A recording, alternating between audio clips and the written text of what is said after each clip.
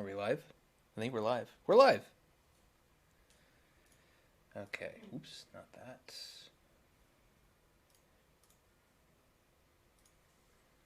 Dina, get out. We're live. No, nothing. Okay. I see it now. Oh no, I wasn't asking if you saw it. I said get out. We're live.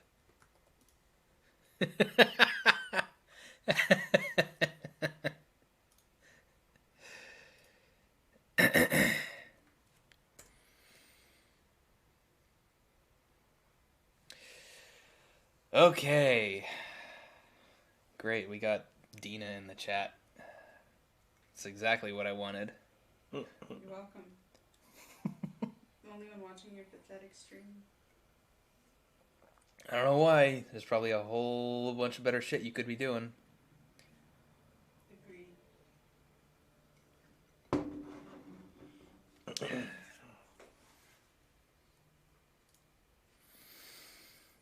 Okay.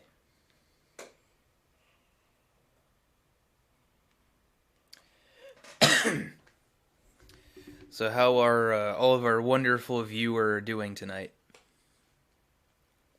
Oh,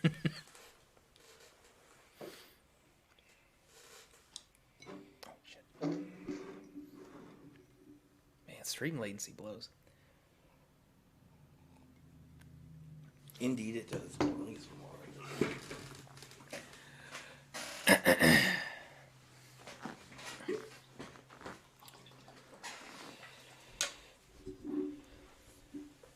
Alright, well, I guess we can just jump into it. People will trickle on in here. Yeah. Okay. Oh, there's somebody who's not Dina? Awesome. What's up, Goomer? I mean, you were 5 and you lost, so, you know, we'll see. Okay. All you know is we're number one now. I mean, we're always number one in here. But, anyway, so, week 6 results. Yep, we're good. Okay. Guess we just jump into it, yeah? First game is, Best game. yeah, like, I genuinely agree, not just as, like, yeah, it's our game, so it's obviously the best. Like, no, like, most of these games I didn't think were all that great. Like, I don't really have a whole lot to say about most of the games that were played this week. I mean, no, not really. Let's see. You've seen us take a buy and go up. Yeah. There's a difference. We took a buy and went up. Big bit, yeah. That's just because everyone else sucks and needed to go down. Mm-hmm. Thank you, Hector. I appreciate that.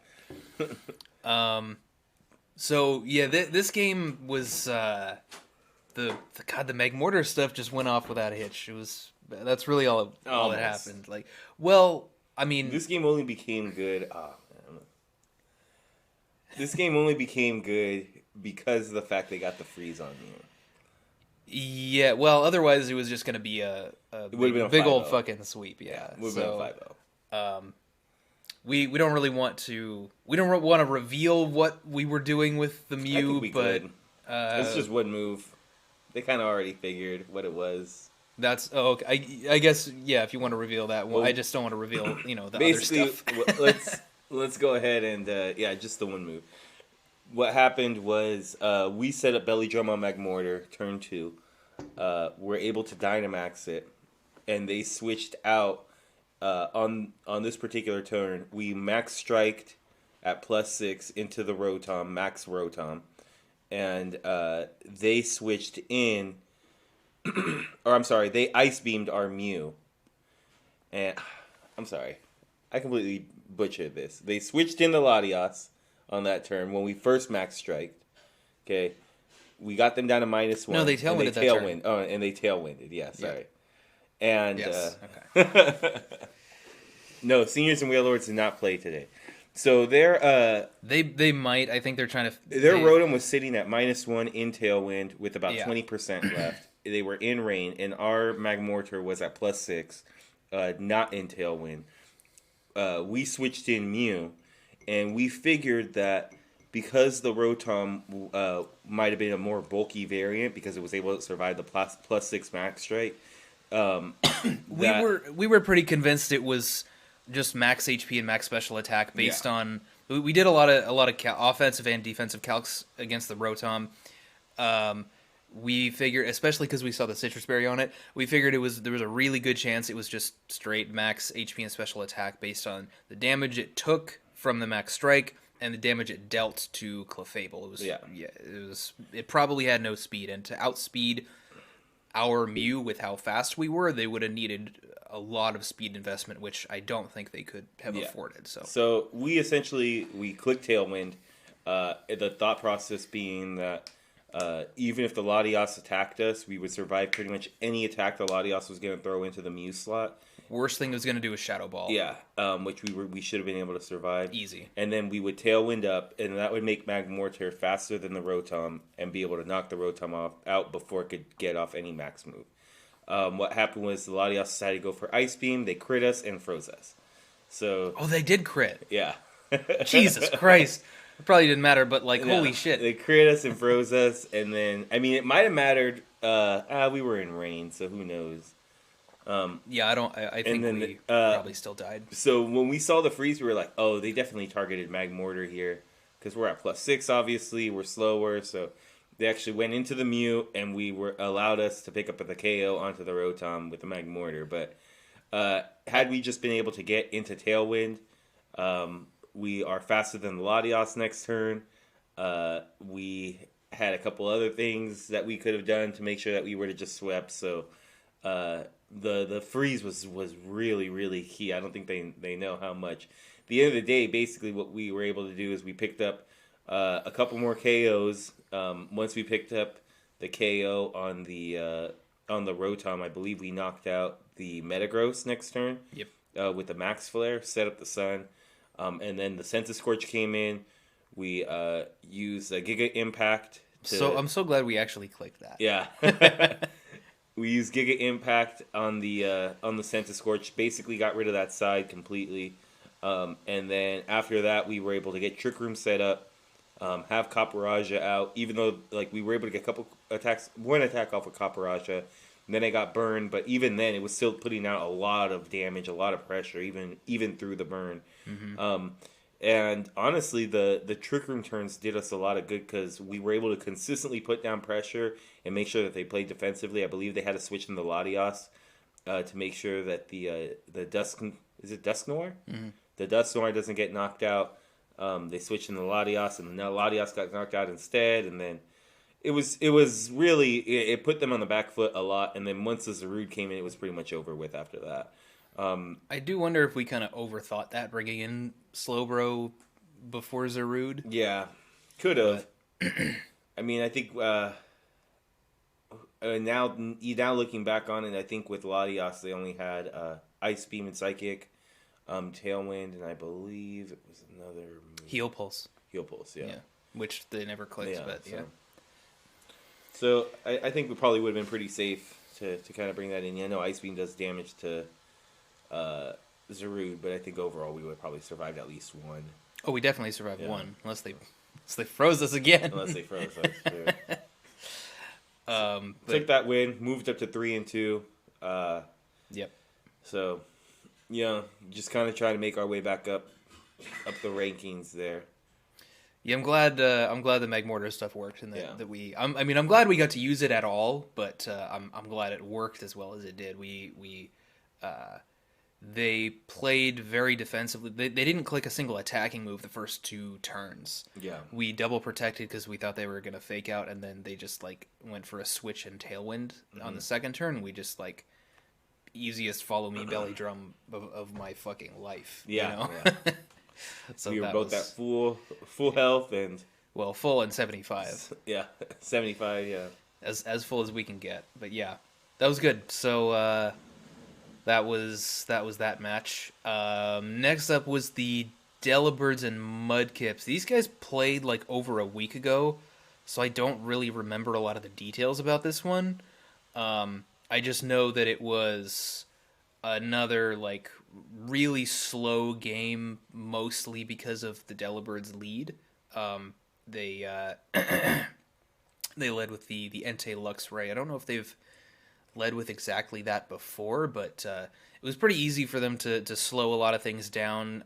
They had Snarl for the Mudkip special attackers. They ended up roaring out the Regigeezers when it was trying to set up Trick Room, and the game just moved so slowly, and there were so many things that were like nobody was in a position to Dynamax almost the whole game. It was like, oh, this thing's the HP is too low, so it's not worth maxing, or like, oh shit, our Rotom is at -2, can't max that, and or the max slot's on the wrong mod, or it was always something preventing both of them from maxing, and the Mudkips never actually maxed. It went to time without them even maxing. Yeah. And the Delibirds only maxed on like the last turn, I think. They maxed the Moltres. And I don't remember the exact board state, but I just remember thinking that they were at +2, and I remember thinking that if they had gone for a Fiery Wrath instead of just a single target attack, they probably won the game. Even if they didn't get an extra KO, I think they won off of HP. Yeah. Because it ended at like 4-4 or 3-3 or something. I think it actually went down. I think it was 4-4. Okay. I think it actually went down to slow HP. moving, So yeah. So, that was just kind of a weird one. I guess the only thing I have to say about that one is that it's one of those games that I wish we got to see more of it play out. Like there are some games like that where it ends with like a lot of mons left on both sides, but you can still kind of feel like this team sort of had the upper hand if you play this out a few more turns. Like you can see which direction it's going to go in, and I feel like maybe that's the case with this one because the Moltres was boosted, but at the same time the Mudkips hadn't maxed either. So like this one, I think more than most other games that go to time, it's like we really wanted to see how this played out. Yeah, I think that's probably my biggest issue with the timer so far is more of the fact that so much game seems to be left there to play, and like you're not even really what's the best way to put it? Stalling out on purpose. You're not like trying to go for that win condition in the early game. You're simply just playing board position. We can't max here because what you said. The Rotom's at -2. Health is too low on particular mons. It's on a useless mon this turn. The Dynamax is on a useless mon this turn. So it's one of those things where it doesn't even allow you to play in any like type of strategic way where you're trying to counter each other's moves, because we saw that when we played against the Drillers. It was a lot of maneuvering. It was a lot of trying to get position to make sure that you can keep and maintain momentum, and it wasn't even like, okay, we're gonna snarl spam them and cycle in the intimidates and boost our defenses and start launching leech seeds. It's like, no, man, we were just trying not to get knocked out. So it's kind of disappointing in a situation like this where both teams were still playing pretty well. They're trying to position themselves around, and neither of them got to do what they wanted to. Yeah. And it seems like it's an issue right now in this league. Just putting it out there, because we all know that this is the case, but this format is too highly dependent on getting early game leads. Like look at our game. Like we were able to get Belly Drum up, and we were able to just start doing damage. Yeah. But if for whatever reason, things don't go that way right away, we saw that with with so many other teams. But even against the Regigeezers, we were going to try and set Trick Room up. They roared it out. We had a position, and we ended up just losing the time. Yeah. So, and it's not just us that are losing like that. A lot of teams are just like, oh, our plan got blown up from turn 1. We have to reposition. Great. We don't have the time to do that now. So I'm starting to see that a little bit more with like that tends to happen with these leads, like the ones that the Delibirds tend to go for. We talked about this before, how they lead more with more defensive leads that try to slow down the pace of the game. And this is definitely not the first game that's gone to time for them. That's for sure. So leads like that tend to have that effect, and then leads that like if your opponent is going more for like an offensive strategy right away and trying to get an early lead, if you respond to that correctly, Yeah. it probably means that you're not getting a whole lot of offensive momentum going yourself, and I think those games also have more of a tendency to go to time. I'm not really sure exactly what that means for how teams should be playing, whether Yeah. they want to go that way or want to start with a more offensive lead or try to slow things down. I don't know what that says about which is the better way to go. Because of course, if you go that more offensive route and you get shut down, then that's obviously super not great for you. But then if you go with a more defensive lead and end up going to time, we keep saying, going to time is not a consistent way to win. Yeah. So there's issues with both, clearly. So and that's a good point too. Goomer says here the 3-minute timer notification hurts the most. Once we saw that we only got to play 2 more turns since they took the full time on the moves. If they had an 8 to 10 minute notification, it'd be easier to play around. That's something that we've had to do as well, because you're right, 3 minutes just isn't enough. Once you get 3 minutes, it's like what you said. You go, oh, okay, well, we only have 2 turns of this game left. So, if you see this, if you see that your opponent's win condition is further than 2 turns, which a lot of the time that's the case, your optimal play is just take all 60 seconds and we'll be all right. It's going to take 20, 30 seconds for all the animations to play out, and by the time it gets back to us, there will only be about a minute left. We could just stall out the rest of it. Yeah. So. Yeah, I mean, I also like your idea about the 8 to 10 minute notification. That's pretty easily remedied by just starting a timer when your match starts. That's what we had been doing. Yeah, I mean, well, I think we forget to do that a lot, but like since we are recording most of the time, we'll at least like look at the recording time, which is harder to gauge because we click record before the actual match starts. Like the 20-minute timer, I'm pretty sure just starts on the first turn when your move counter starts ticking down. That's when the overall 20 minutes starts.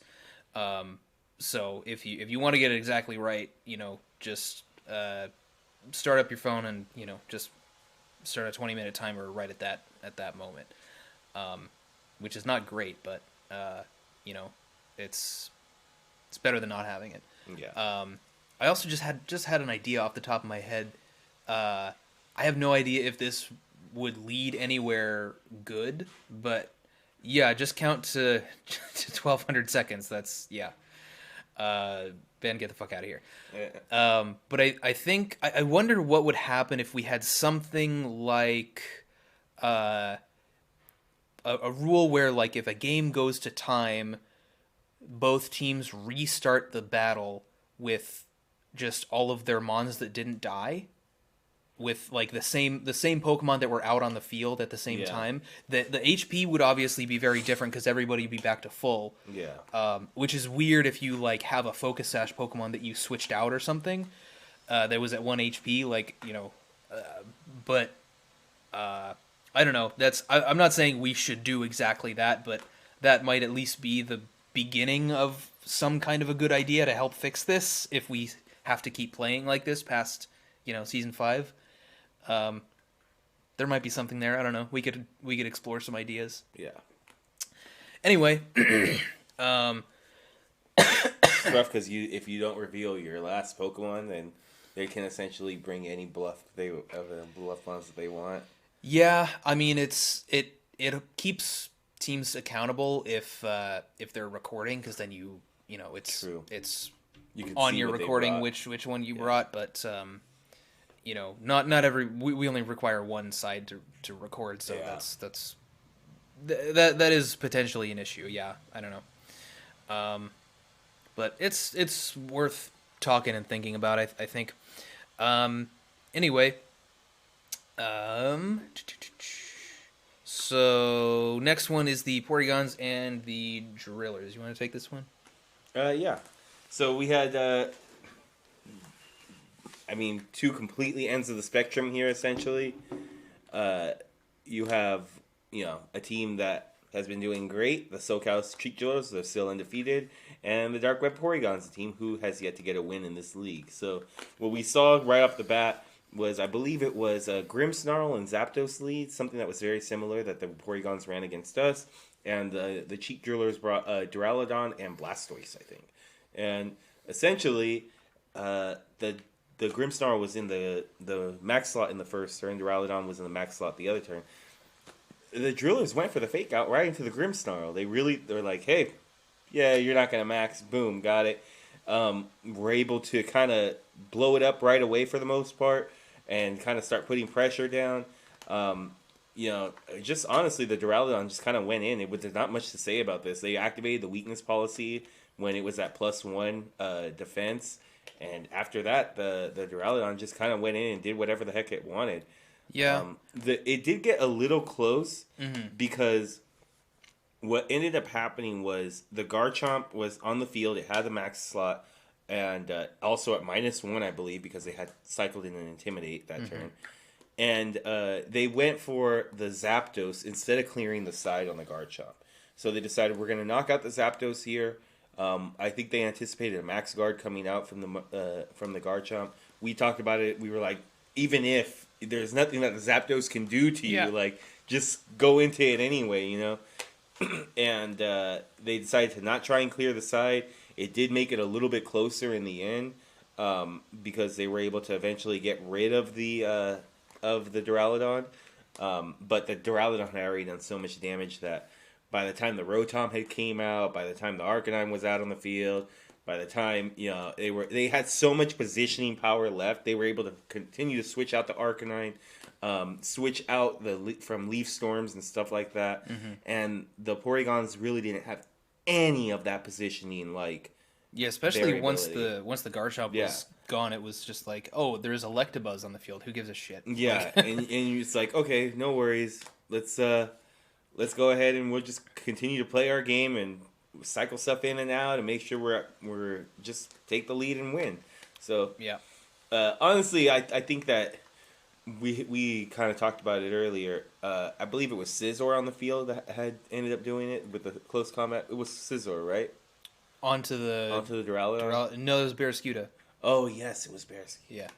Scizor came in at the end and just died. Yeah, so that was one of the things that we were talking about, is that we just didn't see any reason to go for that close combat into the Duraludon. Like, literally none. You have to watch for weakness policy when there's a Dynamax in front of you. We hadn't seen any Life Orb damage coming out from it. We hadn't seen anything that indicated that it might have been Assault Vest, maybe like a special attack or anything like that. So at that point, I think playing really safe and trying to whittle it down with neutral attacks might have been the better bet until a good, super effective attack was going to be able to do some decent damage. And if you really wanted to go for that close combat, it probably should have been before it went for a Steel Spike the previous turn. Right, and it's especially weird because you weren't even Focus Sash. Yeah. Like, if you were Sash and you're like, oh, well, we're going to live any max move it hits us with anyway. Yeah. Then, like, I get it, because then you can just do it again the following turn, but, yeah.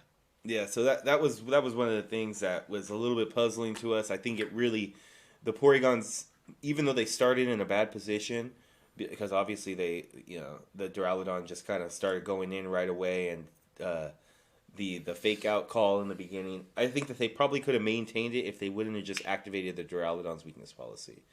And possibly, who knows? It's tough to say. The Drillers are obviously one of the best teams in the league, so I'm sure they would have found a way to do it anyway. But that sealed it. The weakness policy it sealed it completely. So yeah. And Duraludon I think it still got to do other stuff. Like, it went for a Draco Meteor after its max was over, so they felt like they could switch it out, without losing anything, because they just negated their own weakness policy after the Draco anyway, which is fair. So it was able to come back in. I think it may have killed something else. I don't remember, but I think it's just they swapped. One thing about, and I don't want to give too much on the Drillers, but they tend to like to position themselves properly before they actually start doing anything. So I could see them just bring in Duraludon so we can bring back in Rotom at neutral instead of -2. Yeah. But Specs Rotom was kind of cool. Yeah, definitely. It did a lot of damage too. I believe it was it? No, it wasn't Garchomp. It was like resisted damage, but it did like 3/4. I forget to what though. I don't remember. I think it might have been to Zapdos. Yeah, maybe. Yeah, it did good damage. But either way, the Drillers still undefeated. You know, Porygons still have yet to get a win. So we'll see how the rest of the season works out for both of them. Next up, we have the Wailords and the Seniors who have not played. They might end up playing tonight. We're not sure if they're going to be able to work something out. We'll see. Shield Division, we've got the Regigeezers and Doesn't Click. There's not really a whole lot to say about this one either. It was kind of just a matter of like Regigeezers tried to do beat up stuff, and Ryan and Fiona were very prepared for that. Yep. I mean, they brought Volcarona. Yeah, I mean they and the Dragapult too. Yeah, the Dragapult was Dragapult even more so because it just outsped and I think they turn 1 they ended up going for Airstream and just an attack from Volk so they could outspeed immediately. The Volk ended up getting faked out, but that was that was their stop to the beat up stuff with Weavile Cobalion. And then like they ended up going for like 1 or 2 max worm wins, and Cobalion just couldn't do anything because its base attack is 90, and it was there was no beat up happening. They just got attack drops, and it just couldn't. The problem was that they maxed the Cobalion without really having a good plan to get the beat up off, and when that thing's your max and you can't boost it, that's rough, man. Well, it was at -1. It put a max Airstream into a fresh Urshifu. Not Dynamax or anything like that, and I believe it did like 40%. Oh yeah, yeah. It's just, man, when you're doing super effective damage into a non-Dynamax Pokemon with a Dynamax move, you want it to be a 2-shot at least. Yeah. Yeah. So that was a -1. Right. So that was pretty rough. I mean, Cobalion is just very underwhelming when it's not boosted. So this one really just came down to Doesn't Click got a lot out of their max, and the Geezers just didn't. And Doesn't Click was sort of able to ignore the Cobalion for the most part and just like kill everything next to it. And that was sort of it. They got that early lead. They killed one side, and it was really hard for the Geezers to do much of anything after that. So that's pretty much that.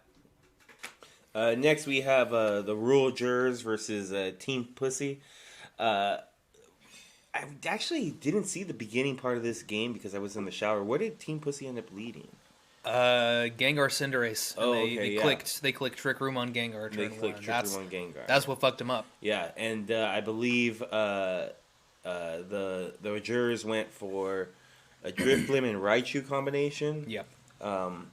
And yeah, I mean that's really what tripped them up. They tried to come out of the Trick Room, but ultimately they just didn't have enough for it. Their Trick Room mode was just gonna end up beat up straight up anyway, and going with the option of like having like a super fast mode and also having the to just switch right into the slow mode too on turn 1, I think was really good for them. So yeah, that essentially did it. We did see Celesteela finally go down. It hasn't been knocked out this year, but.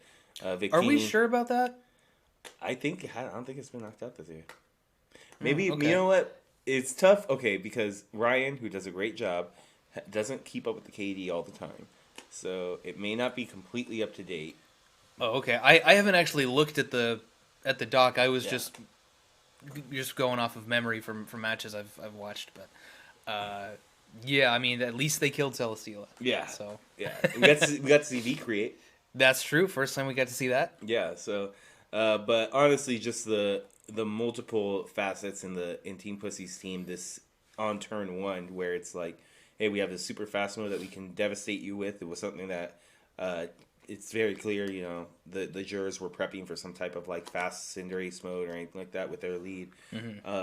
And they also were like, hey, if you prep too hard for that, then we'll just go into Trick Room and then we'll beat you for that. And that's exactly what happened. They just went into Trick Room and were able to just do major damage with Hatterene and just take it from there. Yeah.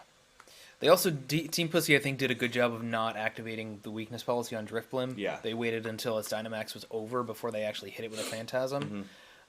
So that was that was good on their part. Mm-hmm. Yeah, I think it was a good lead from them. They had a good plan. If maybe if the jurors had actually, I totally get why they didn't try to go for their setup at first, because Yeah. they're basically risking a speed tie, because if Team Pussy had doubled into the Raichu, then Raichu would just go down without getting a brutal swing off if they lost the speed tie. But considering the Gengar went for Trick Room of all things, which is normally a pretty weird move, but they did mention, I think in spoiler chat afterward, that Trick Room is almost standard on their Gengar sets, which makes sense. I think I would have been I would have been surprised by it too. Yeah. But yeah, I think if they had actually gone for the setup with the brutal swing, then they might have been able to pull it out, because that, like, if they got that Drifblim set up, it actually does really well into Team Pussy's team, especially with everything they had in the back. So Yeah, it was good prep. It was better prep coming from Team Pussy, honestly. yeah, which is, that's what you should expect from them. Yep. I mean, they're one of our top teams, always have been, even when they're not doing so great, and now they're doing great. Yeah. So yeah. Next up, we got the Mats and the Platinum Pixies. This one is kind of similar to the Geezers and doesn't click. It was a lot of it came down to, like, the Mats just got a lot out of their Dynamax and the Pixies didn't. Neither of them actually maxed us right off the bat the way that doesn't click and the Geezers did. It was more of a they both had like a mid to late game max. But the Mats were able to take a pretty early lead anyway. I think the Pixies led with Beware and Klefki, and they actually went for a Reflect and Wide Guard turn 1. And the Mats doubled into the Beware with a Flash Cannon and Earth Power. So they just kind of got nothing out of the turn, and Beware went down to red, and they got a couple of good KOs. And then the Milotic came in and got a coil up, and that's cool, but then it maxed, and like its Max Geyser didn't even KO Aegislash in sword form. Yeah. And this is after the Aegislash nerf, when its defenses are only 140 instead of 150. So that's pretty rough. And so I think the Milotic got like 1 or 2 KOs, but it just wasn't really enough, because the Blaziken came in. I think the Indeedee went for Follow Me, while the Blaziken subbed. It just got a free sub while Indeedee went down, and then the Blaziken maxed. Or it went for an attack first, and then it maxed. And Blaziken and Glaceon, it airstreamed, so Glaceon was fast, and it just like freeze dried the Milotic, and the Blaziken flare blitzed into Genesect, and yeah, it was all bad. For the Pixies. The thing about Milotic is I love the way that the Sky Pillars used it last season, where it was like, it didn't really put down offensive pressure, it put down like status pressure. Yeah. And I think that's probably one of the better ways to use it. One of our friends, Nathaniel Christmas, he's a VGC player from Southern California. He has a story. When we were in Salt Lake Regionals, he had a +6 Milotic, and he lost because he couldn't knock out this Snorlax. And he was like, oh no! He was like, the guy just kept on swapping and Intimidate, and he let the Milotic get to +6, had no problem. He's like, I could not knock out the Snorlax. I couldn't knock it out. Yeah. So, it's just... I mean, its base special attack is only like 100. Yeah. Yeah, and I like... Most time you build it bulky, too. Yeah, and even when you don't build it bulky, like, that's not really enough to be super offensive a lot of the time. It's like, I remember at the beginning of Sword and Shield, people were looking at Appleton like, oh man, it's super slow, and 100 base special attack, it's got a good ability with its typing, and Appleton's gonna be good, and then everybody's like, oh wait, 100 base special attack sucks.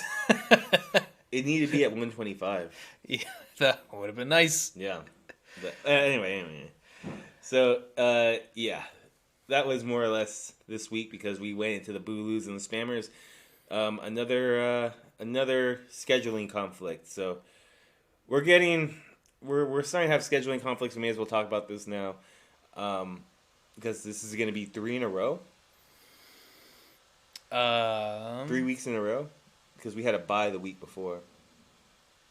3 weeks in a row. What? That a match is not being completed because of scheduling conflicts. It was us and the Raiders the week before, or 2 weeks ago. The Booloos and the Spammers this last week, and now we're coming in, and the Whalelords and the Seniors have not played.